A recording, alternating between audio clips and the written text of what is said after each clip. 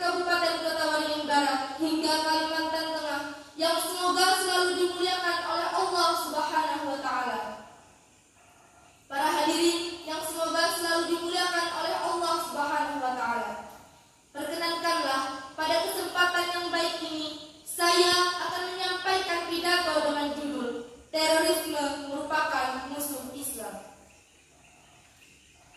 Jalan-jalan ke Palangka, jangan lupa makan gegatas. Simak saja pidato saya, insya Allah Anda puas. Melalui media musabaqah dan perlombaan ini, saya akan mempertegas bahwa fakta sejarah telah menunjukkan kepada kita semua di mana Islam telah tersampaikan ke seluruh pelosok bumi dengan tanpa ada daerah yang terkecualikan. Hal yang menarik adalah bagaimana pola dakwah yang dilakukan oleh baginda Nabi Muhammad SAW sebagai pelaku awal dalam menyebarkan agama Islam.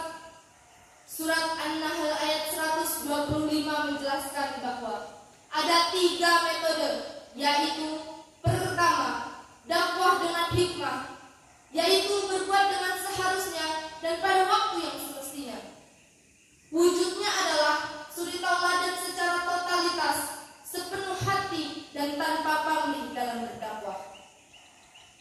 Metode ini sangat cocok bagi orang-orang yang sudah memiliki kesadaran penuh untuk menemukan kebenaran. Kedua, dakwah dengan mau'izah hasanah, yaitu memberikan nasihat-nasihat atau petunjuk-petunjuk melalui dalil-dalil Al-Quran. Metode ini cocok untuk orang-orang yang sudah memiliki pola pikir yang baik, tetapi belum secara sempurna cara berpikirnya. Ketiga, dakwah dengan mujadalah billati hiya ahsan, atau beradu argumen secara baik. Metode ini cocok bagi orang-orang yang sukanya memang asal berbeda atau sengaja menghasut dan tidak suka terhadap Islam yang rahmatan lil alamin. Oleh karena itu, mengemukakan argumen-argumen yang benar dengan perkataan yang sopan dan penuh kelembutan akan bisa mematahkan bantahan-bantahan mereka yang cenderung tidak berdasar, atau sebenarnya mereka juga kebingungan dengan cara berpikir mereka. Para hadirin yang semoga selalu dimuliakan oleh Allah Subhanahu wa Ta'ala, 3 metode di atas sebenarnya sudah dilaksanakan semenjak baginda Nabi Ibrahim alaihi salam, yang kemudian dilaksanakan juga oleh baginda Nabi Muhammad sallallahu alaihi wasallam. Lalu bagaimana dengan metodologi al-qital atau jihad atau peperangan yang pernah juga terjadi pada masa Rasulullah? Dari hadis yang diriwayatkan oleh Imam Bukhari radhiyallahu anhu dari Ibnu Umar radhiyallahu anhu dalam kitab Nadmul Mutanasir minal Hadisil Mutawatir dijelaskan bahwa berperang dengan menyerang kaum kafir dilakukan dengan 3 syarat. Pertama, atas perintah pemimpin yang benar-benar mempunyai otoritas kepemimpinan di suatu wilayah. Kedua, kaum muslimin mempunyai kekuatan yang memadai untuk berperang. Dan ketiga, kaum muslimin mempunyai wilayah. Mengapa sedemikian ketat persyaratannya? Dalam hukum Islam ada 1 kaidah yang berbunyi, tasarruful imam ala ra'iyah manutun bil maslahah, yang artinya kebijakan seorang pemimpin di atas rakyatnya harus didasarkan pada sisi kemaslahatannya.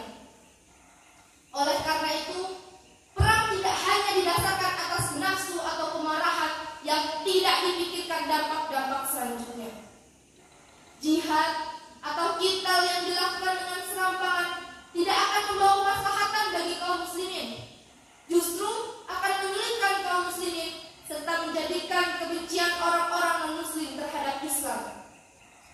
Apalagi ketika jihadnya dilakukan kepada orang-orang yang tidak bersalah atau bahkan kepada sesama umat muslim. Para hadirin yang semoga selalu dimuliakan oleh Allah Subhanahu wa Ta'ala, perintah berperang di dalam Al-Quran hanya diarahkan kepada orang-orang yang memerangi dan menganiaya orang-orang Islam. Sebagaimana dalam surat Al-Baqarah ayat 190.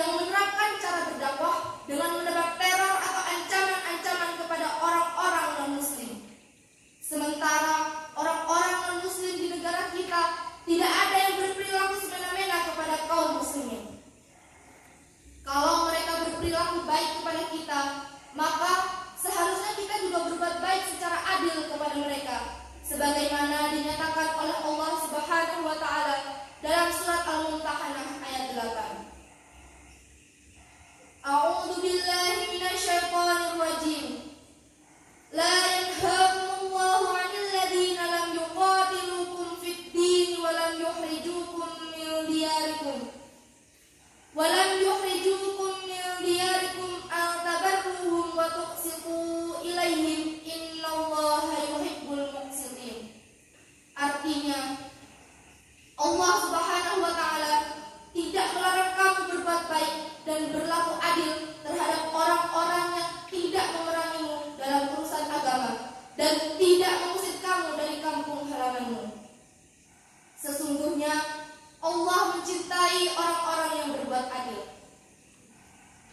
Para hadirin yang semoga selalu dimuliakan oleh Allah Subhanahu wa taala.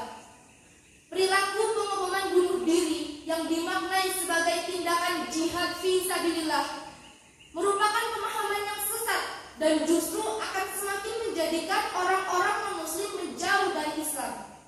Lebih gila lagi apabila aksi-aksi semacam itu juga diarahkan kepada sesama muslim. Berbuat adil merupakan cerminan dari orang-orang yang bertakwa.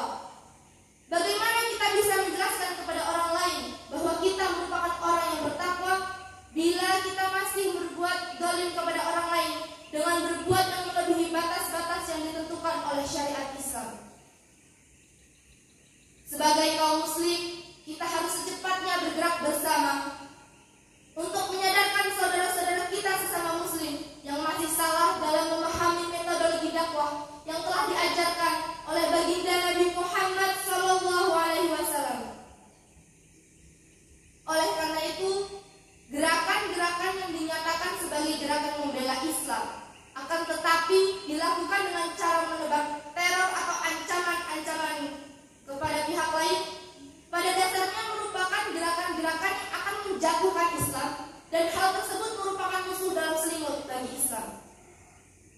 Para hadirin yang semoga selalu dimuliakan oleh Allah Subhanahu wa taala. Sebelum saya akhiri, mari kita berpantun sekali lagi. Bila susah menimpa kita, hidup damai adalah obatnya. Perbedaan selalu ada, Pancasila adalah perekatnya. Mari kita selalu berdakwah dengan hikmah dan mau'izah hasanah. Semoga kita selalu dilimpahi rahmah, negara kita menjadi berkah dan kita mendapat maghfirah. Apabila ada salah dalam pemahaman dan perkataan, mohon diluruskan, dan terhadap kita semoga Allah selalu memaafkan. Wallahul muwaffiq ila aqwamit thoriq wa nas'aluhu kamala fahmina lil Islam al-amiq wa daqiq. Wassalamualaikum warahmatullahi